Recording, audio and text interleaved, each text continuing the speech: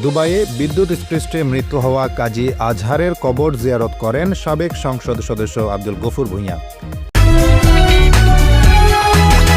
দেশ বাংলা নিউজ 24, সময়ের সাথে তারুণ্যের পথে।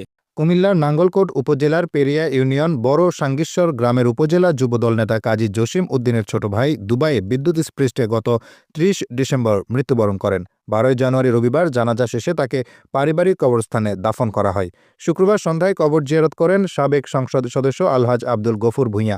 এ সময় উপস্থিত ছিলেন উপজেলা যুবদল নেতা কাজী জসিম উদ্দিন, পেরিয়া ইউনিয়ন বিএনপির সাবেক সাধারণ সম্পাদক আবুল বাশার, বিএনপি নেতা ইয়াসিন মজুমদার, যুবদল নেতা মিজানুর রহমান খান মোবারক, হাজি মাহবুব, ইউনিয়ন স্বেচ্ছাসেবক দল আহ্বায়ক আব্দুল মান্নান মনু, সদস্য সচিব মাহফুজ আলম সর্দার, ইউনিয়ন ছাত্রদল আহ্বায়ক পারভেজ মজুমদার, সাবেক প্রচার সম্পাদক সাইফুল ইসলাম সহ আরও অনেকে।